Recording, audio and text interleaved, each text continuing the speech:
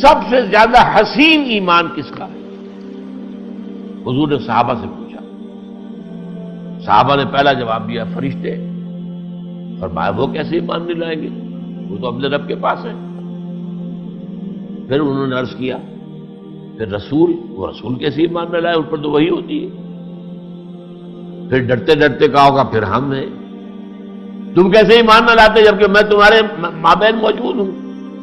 پھر آپ نے فرمایا میرے نزدیک حسین ترین ایمان ہمارے ان بھائیوں کا ہوگا جو میرے بعد آئیں گے، لإخوان الذین جو آئیں گے میرے بعد، یاتون من بعدی، انہیں تو کچھ اوراق ملیں گے جن میں قرآن لکھا ہوگا، اس پر ایمان لائیں گے۔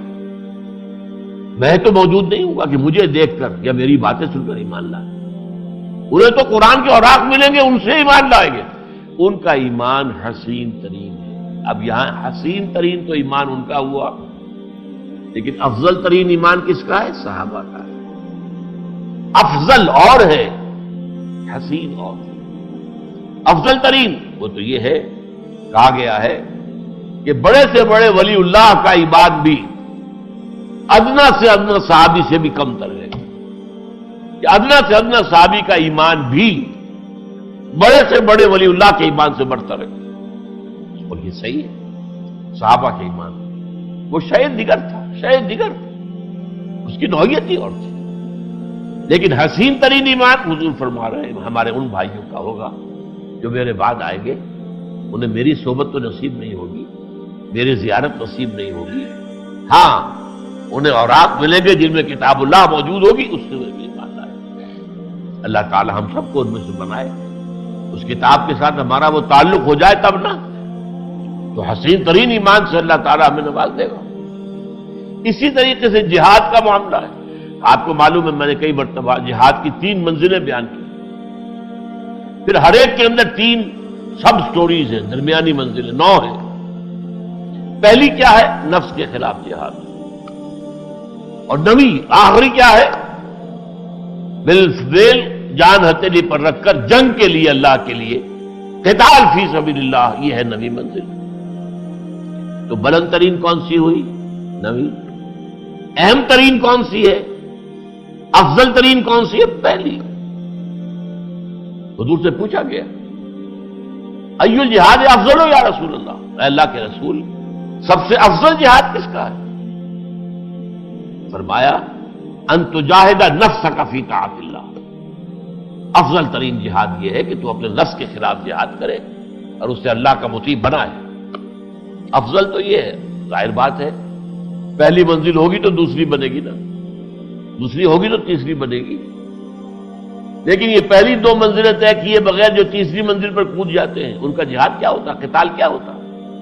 اپنے نفس کے لیے ہوتا ہے، اپنی شجاعت کے اظہار کے لیے ہوتا ہے، مال غنیمت کے حصول کے لیے ہوتا ہے، کسی حمیت جاہلی میں ہوتا ہے، کسی قوم پرستی کے لیے ہوتا ہے، کسی وطن پرستی کے لیے ہوتا ہے، تو جہاد فی سبیل اللہ تو نہیں ہوتا۔ ہاں پہلی منزلیں آپ پہلے طے کر لیں، رفتہ رفتہ چڑھے، نہ ترکبن طبقا عن طبق، رفتہ رفتہ درجہ بدرجہ وہ آپ بڑھیں تو بلند ترین منزل، بلند ترین وہی ہے قتال فی سبیل اللہ۔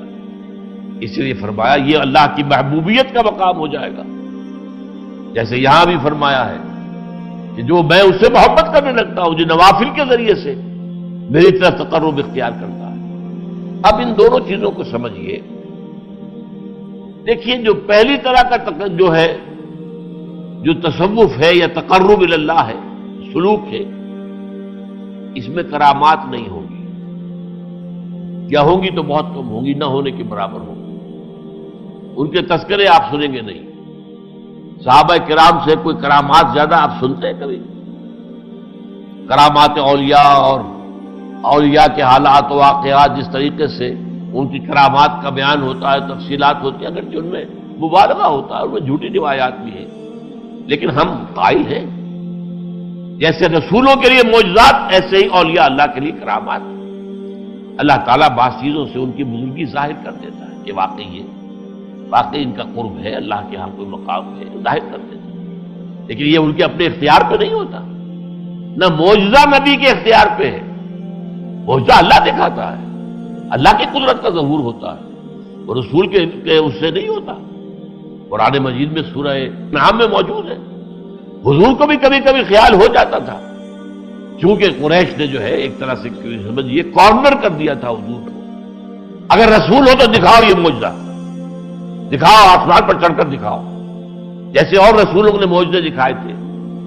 حضرت صالح کو ایک اونٹنی برآمد کر کے دکھا دی تھی، چٹان کے اندر سے ایک گابن اونٹنی برآمد ہو گئی لوگوں کی نگاہوں کے سامنے، لوگوں نے مطالبہ کیا اور انہوں نے دعا کی، اللہ نے وہ معجزہ دکھا دیا، دکھاؤ اگر تم رسول ہو تو تمہارے لیے ایک باغ جو ہے اس مکے کی سرزمین میں بن جانا چاہیے، اس میں کھجور کے درخت بھی ہوں اور پودے ہوں، انگوروں کی بیلیں بھی ہوں اور اس میں چشمے بھی جاری ہوں، کر کے سورہ بنی اسرائیل میں تفصیل ہے اس کی۔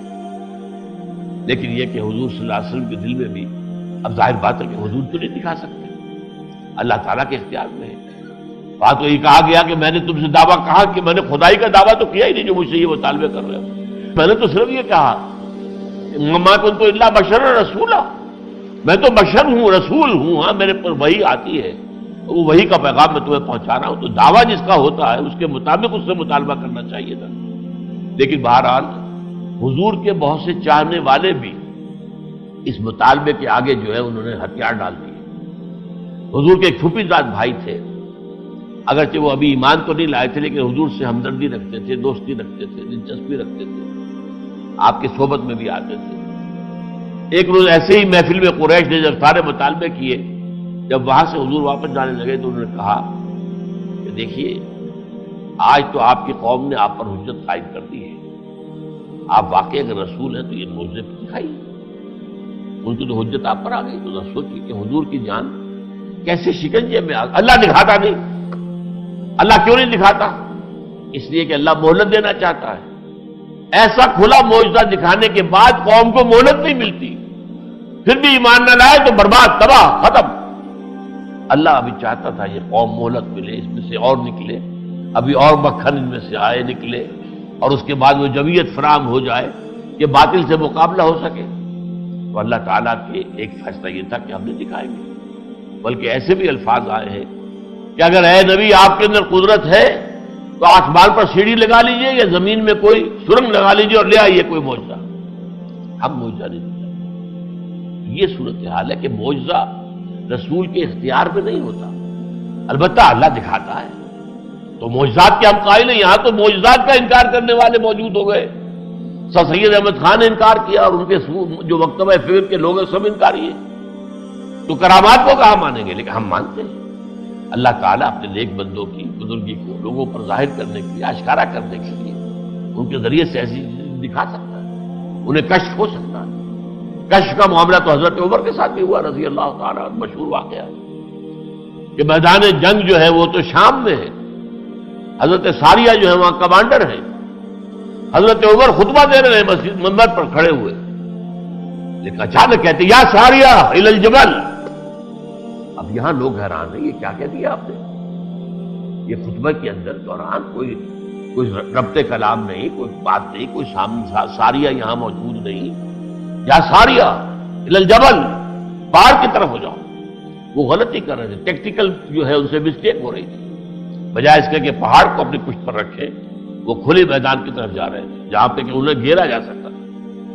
تو اللہ نے انہیں وہ میدان جنگ دکھایا، آج ہمیں ٹیلی ویژن سے نظر آ جاتا ہے، فرق کیا ہے؟ اللہ تعالیٰ کی قدرت سے تو بعید نہیں تھے نا۔ ٹیلی ویژن بھی اگر چلتا ہے تو انہی عناصر کی بنیاد پر ایجاد ہوا ہے نا جو اللہ نے بنائے ہوئے۔ یہ ساری چیزیں ہم نے دریافت کی ہے، تخلیق نہیں کی ہے، خالق تو وہ ہے، دریافت ہم نے کی ہے، ہم نے ان کے اندر سے ان کو جو ہے وہ جانا ہے، ان کا علم حاصل کیا کہ یہ قدرتیں جو ہے، بجلی ہم نے پیدا تو نہیں کی، بجلی دریافت کی ہے، تو یہ دریافتیں ہیں ہماری، ورنہ جو تقدیر تو اللہ کی ہے۔ تو اگر ٹیلی ویژن کے ذریعے سے آج ہمیں دکھا سکتا ہے وہ، تو بغیر ٹیلی ویژن کے کیوں نہیں دکھا سکتا تھا حضرت عمر کو رضی اللہ تعالیٰ؟ تو ہوتے ہیں لیکن بہت کم۔